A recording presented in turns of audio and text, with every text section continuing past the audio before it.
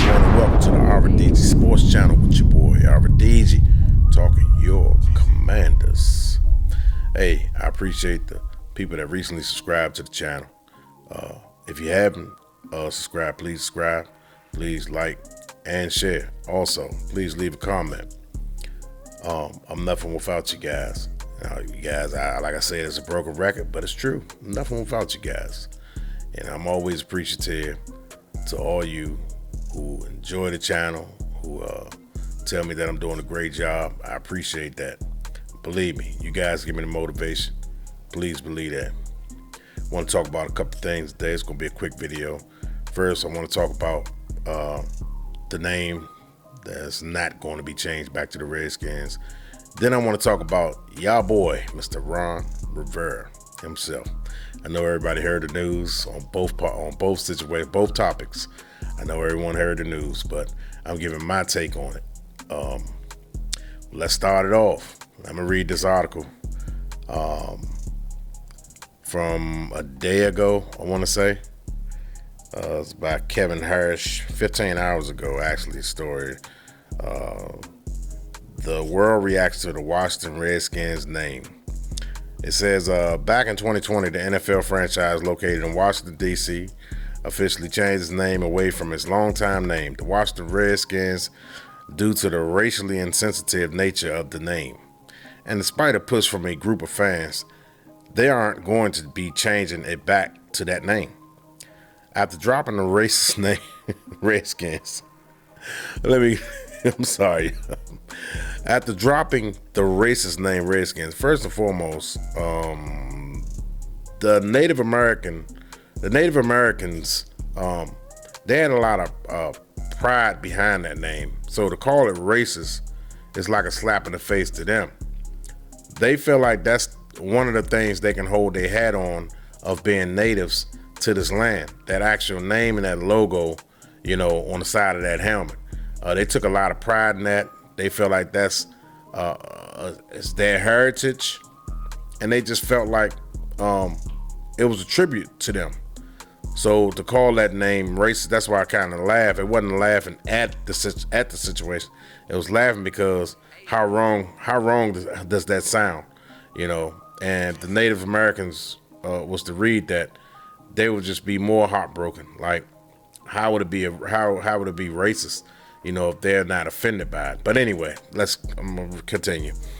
After dropping the racist name Redskins, the team played under the name Washington Football Team. Anyway, for 2 seasons before adopting this current Washington Commanders name ahead of the 2022 NFL season. Following the sale of the franchise by former team owner Dan Snyder, there has been a push to change the name once again.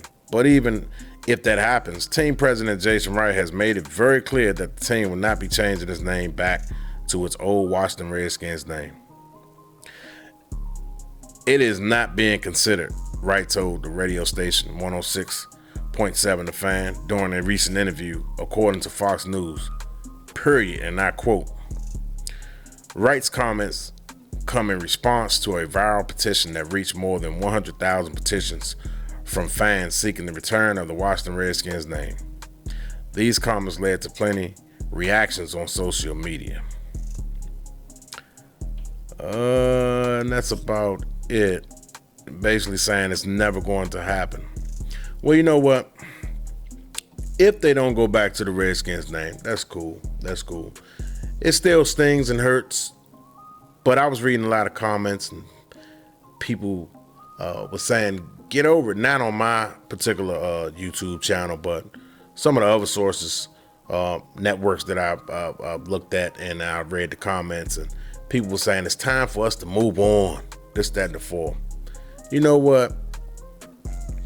Part of me wanted to comment back in response to those people that were saying that, there's a lot of legacy behind that name, and I covered that already, so I don't need to go through the logistics anymore. Everyone that watched my channel know how I feels about the Redskins name, so I'm not even going to go in depth about that. But to tell people to move on for something that they've known for 70 plus years is a slap in the face. regardless of what the media may portray as being racist or whatever the case may be, those people that you're telling to move on, that's like telling somebody that lost their dog or lost their parents or lost their kid. You know, your kid been dead for such time now. It's time to move on. You know, and I hate to reference it to a person losing their loved ones or something like that, but I just want the people who's telling people to move on to know how deep, you know, the legacy is with the fans. I mean, I grew up, I was born, like I said, I was born in the 70s, grew up in the 80s, 90s. The same stories everyone else had. Even our owner, Josh Harris, has a story or two, you know, about him growing up and, you know, going to watch Sonny Jurgensen and all those guys, you know what I'm saying, that played on those great teams. You know, it's sentimental to his heart, and it's sentimental to a lot of our hearts. You know, we grew with that team. We watched that team develop into greatness, and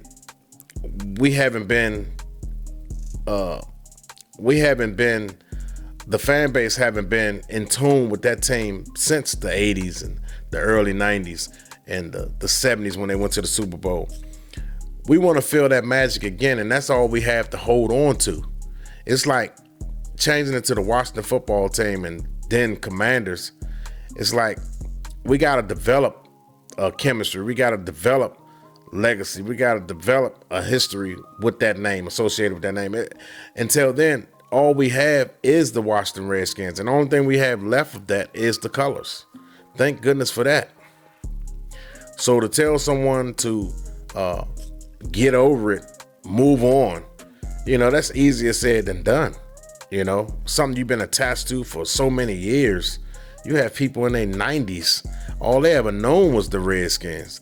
To ask them to leech on to something that's brand new after history, something that you've been attached to for so long, and you're just saying, oh, get over it. That's a slap in the face, man, you know. So if you have those type of comments, keep it to yourself. Let the people feel how they want to feel about that name.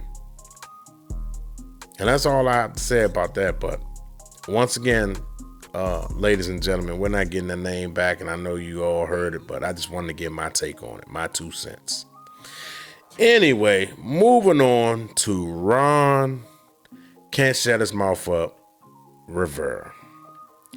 Let me go to this. I'm gonna read this for you guys, because Ron Rivera, this guy just does not get it. He need to go to a Bill Belichick class of how to talk to the media.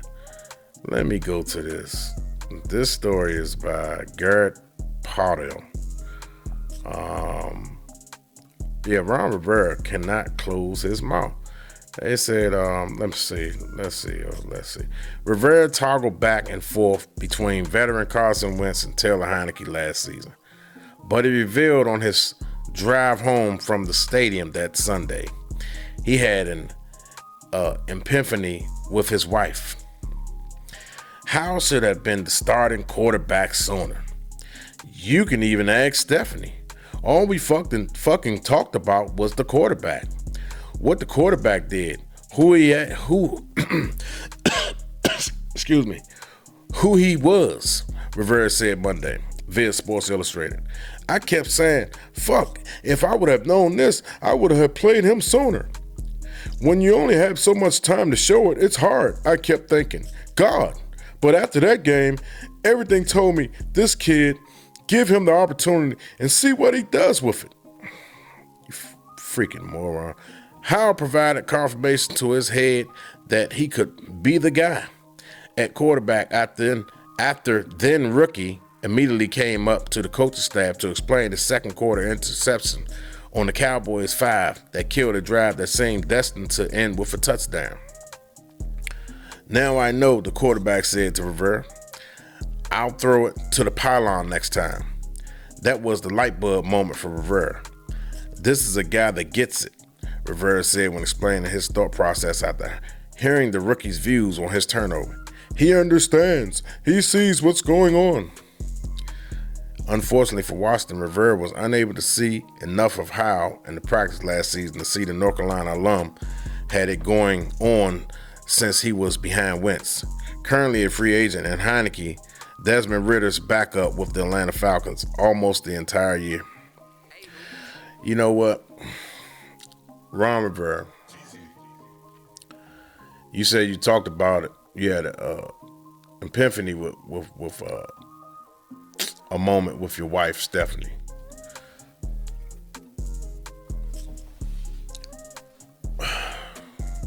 Ron Rivera, you simply talk too much.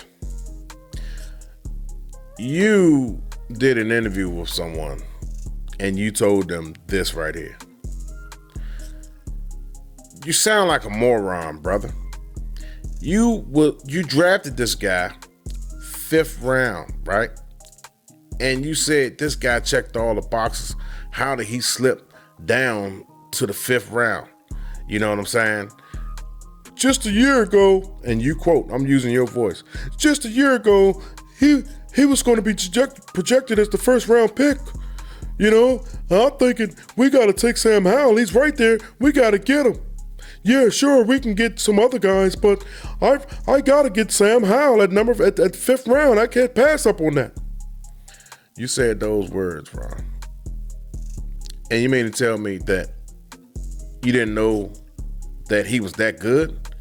After you had countless of interviews saying and rectifying why you took Sam Howell in the 5th round.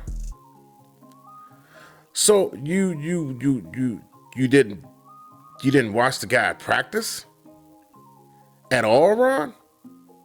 And then to come out and said he's going to sit behind Carson Wentz and Taylor Heineke, you know, for a whole year. You know, you wasn't in a rush to start him, as if fucking Carson Wentz and Taylor Heineke was quote unquote the answer. You know, what kind of foolishness is that? For you to sit up here and say, yeah, he's got to sit for a year. And I look at what the 49ers did to Brock Purdy,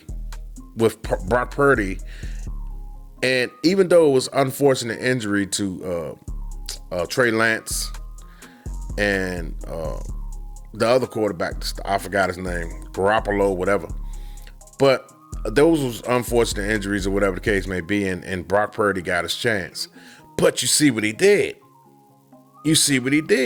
So to be kind of like skeptic or hesitant to throw the rookie out there, you should have done that last year, you know, and saw what he has before you even traded for Wentz. Well, you got Wentz before you drafted Sam Howell. So I give you a pass on that one. But still, man, you should have made it a quarterback competition. All 3 guys. You rushed and you panicked and you got Carson Wentz instead of waiting to see who you could have gotten in the draft. And then so happens you got lucky with Sam Howell and you drafted him in the 5th round. You got lucky, Ron. You didn't know Sam Howell was going to be sitting right there. You said it yourself. So basically, your plan was to get a free agent quarterback, and that was the best you could do with Carson Wentz. But you know what? Like I said in my last video, I stood on the table before the season even started because I saw what I saw in North Carolina. And I'm not a head coach, but I just see with my eyes. I know what my eyes tell me. My eyes don't lie. You know, I've been looking at great talented players in the NFL all my life. And I know how good to great looks. And I know what awful looks like, you know? So I knew Sam Howell was not awful, but I knew he was better than Wentz, and I knew he was better than Taylor Heineke. That's why last year I was like, we need to go Howell before the season even started. If I saw it, Heineke saw it. How in the hell you didn't see it, Ron Rivera? That's all I gotta say. If everyone else saw that, how did you miss it? And you said, man, I could have started him sooner. Well, Ron, why don't you hire me on your staff, man, as a scout or something? Because god damn, I saw that from a mile away. From a mile away. And you couldn't see it, and you right there, and you're the head coach of the team. Something's wrong there. Something not clicking. I think you're losing a step, Ron. I really do think you're losing a step. You had 12 seasons as a head coach. Only 4 times, 3 to 4 times you went to the playoffs. No, 4 times, because you went 3 times with Carolina and 1 time with us. I think a couple times you finished 500, But that's neither here nor there. You're just an average coach, Ron. If that. You was a great linebackers coach. Well, I'm not even going to call you a great linebackers coach. You was a good linebackers coach. You got the job at Carolina. You went to the playoffs like every other year, but your teams was always competitive. They fought hard. I give you that. But I think you should stick with just coaching, or maybe your time is up. It's looking like your time is up. I think you got a lot of stuff going on. You lost your your mom. You was battling cancer. You got fired from Carolina after a long career with the Panthers. New ownership came and fired you. Since you came here, all you did was talk. You changed the culture. I give you that. But all you did was talk to the media. You leak out too much stuff with the media, Ron. You leak out too much stuff with the media. You need to go to Bill Belichick school of learning and knowing how to talk to the media, because he's superb at it. You need to know when to say things and know when to hold things in. Certain things you just hold things in, and you should have held this in. You shouldn't have let people know what you was thinking, because now you're looking incompetent. Now you're looking incompetent, Ron. We can't have our leader looking incompetent. How you going to lead when you're looking incompetent?